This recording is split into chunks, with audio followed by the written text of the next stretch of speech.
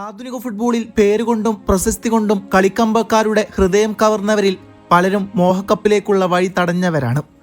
39ന്റെ നിറവിലും ഇടറാത്ത ഇടംകാൽ കാൽപന്ത് ലോകത്തെ ഉന്മാദിച്ചു കൊണ്ടിരിക്കുന്നു. തുടർ സ്വപ്നം പോൽ ആ കുറിയ മനുഷ്യന്റെ ചുമലിലേറി വിശ്വപോരാട്ടത്തിൽ മെസ്സിപ്പട 3ാം തവണയും സെമിയിലേക്ക്. വർഷം 2014. ബ്രസീലിൽ കാൽപന്തിന്റെ മഹാമേളം കൊടിയേറുകയാണ്.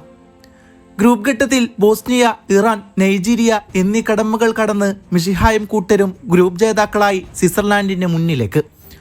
എക്സ്ട്രാ ടൈം വരെ നീണ്ട മത്സരത്തിൽ ലയണൽ മെസ്സിയുടെ അസിസ്റ്റിൽ നിന്ന് ഡിമരിയ സ്വിറ്റ്സർലാൻഡിന്റെ ഗോൾ ലൈൻ ഭേദിക്കുന്നു. തുടർന്ന് ക്വാർട്ടർ ഫൈനലിൽ ശക്തരായ ബെൽജിയത്തെ 8ാം മിനിറ്റിൽ ഹിഗ്ഗോയിന്റെ ഗോളിലൂടെ തളച്ചിട്ട് അർജന്റീന ജനതയ്ക്ക് പ്രതീക്ഷ നൽകുന്നു. പ്രതിരോധം കീറിമുറിക്കാൻ പാടുപെട്ട് ബെൽജിയത്തെ നിലം പരിശാക്കി മെസ്സിയുടെ ആദ്യ സെമി ആൽബിസെൽസ്റ്റുകൾ ഉറപ്പാക്കുകയാണ്. അവിടെ നേരിടേണ്ടത് ശക്തരായ നെതർലാൻഡിനെ. വിചാരിച്ചതുപോലെ തന്നെ മത്സരം വളരെയധികം കടുപ്പമായിരുന്നു. നിശ്ചിത സമയത്തും അധിക സമയത്തും ഇരു കൂട്ടർക്കും ഗോളുകളൊന്നും നേടാനായില്ല. ഭാഗ്യനിർഭാഗത്തിന്റെ പെനാൽറ്റി ഷൂട്ടൗട്ടിലേക്ക് മത്സരം നീങ്ങുന്നു. അവിടെ അർജന്റീനക്ക് അടിപതറിയില്ല. ലിയോയുടെ കരിയറിലെ ആദ്യ ലോകകപ്പ് ഫൈനൽ വന്നു. ജർമ്മൻ കടമ്പ കടക്കുക എന്നത് അത്ര എളുപ്പമല്ലെന്ന ബോധ്യത്തോടെയാണ് ലയണൽ മെസ്സി പടക്കളത്തിൽ ഇറങ്ങിയത്. മുന്നേറ്റങ്ങൾ പലതും കണ്ടെങ്കിലും ഒന്നും ഗോളിൽ അവസാനിച്ചില്ലായിരുന്നു. പോസ്റ്റിനോട് തൊട്ടുരുമ്പി വെളിയിലേക്ക് പോയ മെസ്സിയുടെ ഷോട്ടെല്ലാം എന്നും മനസ്സിന്റെ ഓർമ്മറക്കുള്ളിൽ ഒരു നോവായി കിടപ്പുണ്ട്. മത്സരത്തിന്റെ അവസാന നിമിഷം ഗോഡ്സിയുടെ ഗോളിലൂടെ ജർമ്മനി വിജയമുറപ്പാക്കുന്നു. പിന്നീട് റഷ്യൻ ലോകകപ്പ് വന്നു. പ്രതീക്ഷിച്ചതുപോലെ അവസാനിപ്പിക്കാൻ മെസ്സിക്കും കൂട്ടർക്കും സാധിച്ചില്ലായിരുന്നു. ഓർക്കാൻ നൈജീരിയക്ക് മേൽ വിരിഞ്ഞ മനോഹരമായ ഒരു ഗോൾ മാത്രമായിരുന്നു. പിന്നെയും കടന്നുപോയി 4 വർഷങ്ങൾ. ഖത്തറിൽ വിശ്വപോരാട്ടത്തിന് കളമൊരുങ്ങി. അന്ന് മെസ്സിക്ക് പ്രായം 34. അൺബീറ്റനായെത്തിയ മെസ്സിപ്പടയെ അത്ര വലിയ പാരമ്പര്യമൊന്നുമില്ലാത്ത സൗദി അറേബ്യ തളച്ചിടുന്നു. അന്നയാൾ മാധ്യമങ്ങൾക്ക് മുമ്പിൽ ഇങ്ങനെ പറഞ്ഞു: "ഞങ്ങളെ വിശ്വസിക്കുക, ഈ ടീം നിങ്ങളെ നിരാശപ്പെടുത്തുകയില്ല." പിന്നീട് ഒച്ചാവോ കാവൽ തീർക്കുന്ന മെക്സിക്കോയും ലെവൻഡോസ്കിയുടെ പോളണ്ടിനെയും പരാജയപ്പെടുത്തി പ്രീ ക്വാർട്ടറിലേക്ക്. അവിടെ ശത്രുപാളയത്തിൽ സജ്ജരാകുന്നത് കങ്കാരുപട. പക്ഷേ പതറിയില്ല. 1-2 അടിച്ച് ക്വാർട്ടർ ഫൈനലിൽ നെതർലാൻഡിനെ നേരിടാൻ അർജന്റീന എത്തുകയാണ്. നാടകീയമായ നിമിഷങ്ങൾ കണ്ട മത്സരത്തിൽ ആദ്യം ആധിപത്യം പുലർത്തിയത് അർജന്റീനയായിരുന്നു. 2 ഗോളുകളുടെ മുൻതൂക്കം കാണിച്ച അർജന്റീന മത്സരം അവസാന നിമിഷത്തേക്ക് അടുക്കുമ്പോഴേക്കും ഓറഞ്ച് പടയുടെ പ്രഹരങ്ങൾ മെസ്സിയെയും കൂട്ടരെയും സമനിലയിൽ തളച്ചു. പെനാൽറ്റി പരീക്ഷണത്തിൽ തകർന്നില്ലായിരുന്നു. ഹോളണ്ടും കടന്ന് അർജന്റീന സെമിയിലേക്ക്. അവിടെ 2018 ഓർമ്മകൾക്ക് ജീവന്റെ തുടിപ്പേകും വിധം എതിരാളികൾ ലൂക്ക മോഡ്രിച്ചിന്റെ ക്രൊയേഷ്യയാണ്.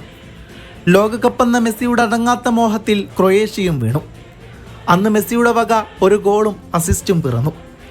തുടർന്ന് ഫൈനലിൽ ഫ്രഞ്ച് പടയെ പെനാൽറ്റി ഷൂട്ടൗട്ടിൽ നിലം പരിശരാക്കി 36 വർഷത്തെ കിരീട വരൾച്ച അവസാനിപ്പിച്ച് മെസ്സിയും കൂട്ടരും ലോകത്തിന്റെ നെറുകയിലേക്ക് നടന്നു കയറി.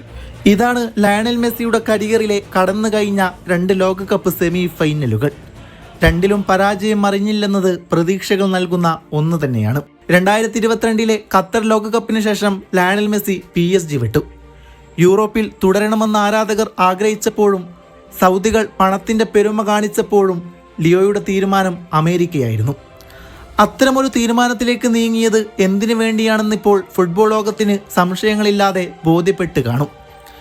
അമേരിക്കയുടെ മണ്ണും മനസ്സും അറിയാവുന്ന ലിയോയിൽ പ്രായത്തിന്റെ പരിമിതികളൊന്നും കണ്ടില്ലായിരുന്നു. ആദ്യം മുതൽക്കേ അയാൾ കളം നിറഞ്ഞുകൊണ്ടേയിരുന്നു. ഗ്രൂപ്പ് ഘട്ടത്തിൽ ഗ്രൂപ്പ് ചാമ്പ്യന്മാരായി തന്നെ റൗണ്ട് ഓഫ് 32 അർജന്റീനയും മെസ്സിയും വരവറിയിച്ചു.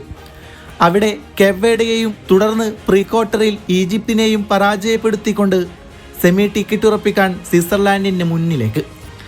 മാക്കലിസ്റ്റർ നല്ല തുടക്കം സമ്മാനിച്ചെങ്കിലും എൻഡിയയിലൂടെ സ്വിറ്റ്സർലാൻഡ് ഒപ്പം പിടിച്ചു.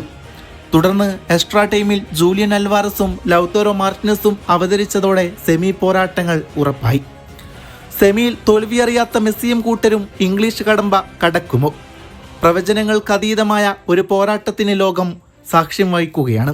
ഇക്കുറി ലോകകപ്പിൽ സ്വിറ്റ്സർലാൻഡിനെതിരെയുള്ള മത്സരം ഒഴിച്ചാൽ ബാക്കിയുള്ള എല്ലാ മത്സരങ്ങളിലും ലയണൽ മെസ്സി ഗോൾ കണ്ടെത്തിയിട്ടുണ്ട്. ടോപ്പ് സ്കോറർമാരുടെ പട്ടികയിൽ മെസ്സിയും എംബാപ്പയും ഒപ്പത്തിനൊപ്പമാണ്. എന്നിരുന്നാലും അസിസ്റ്റുകളുടെ മികവിനാൽ ഫ്രഞ്ച് ക്യാപ്റ്റൻ തന്നെയാണ് മുന്നിൽ നിൽക്കുന്നത്. സെമിയും ഫൈനലും അടക്കം ഇരുവർക്കും 2 മത്സരങ്ങൾ മാത്രമാണ് ബാക്കി കിടക്കുന്നത്. വിധിയെതിരാണെങ്കിൽ മത്സരം 1-ൽ അവസാനിക്കും. കഴിഞ്ഞുകടന്ന പോരാട്ടങ്ങൾ പോലെ ഗോൾ കണ്ടെത്തുക എന്നത് അത്ര എളുപ്പമാകില്ല. കാരണം അർജന്റീനയ്ക്ക് എതിരാളികൾ ഇംഗ്ലണ്ടാണ്. അതേസമയം ഫ്രാൻസിനാകട്ടെ എമാലിൻ്റെ സ്പാനിഷ് പടയും. ഫിഫ ലോകകപ്പിൻ്റെ സെമി ഫൈനലിലേക്ക് അർജന്റീന അതിഗംഭീരമായി ഒരിക്കൽ കൂടി കുതിച്ചെത്തിയിരിക്കുകയാണ്.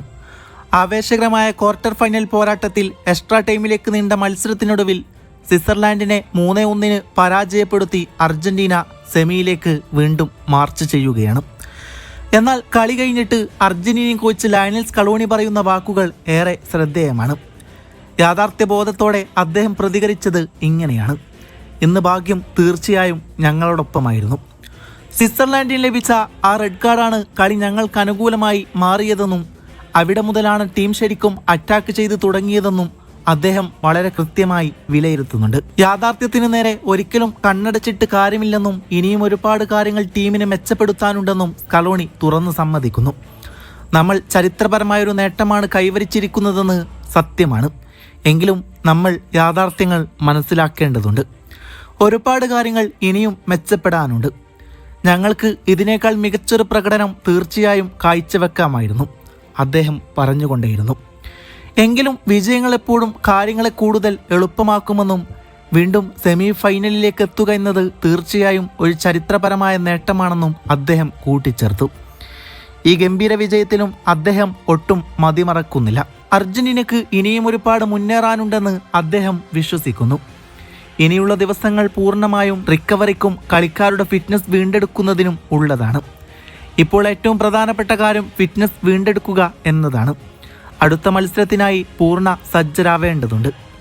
എന്നിരുന്നാലും കാത്തിരുന്ന് കാണാം.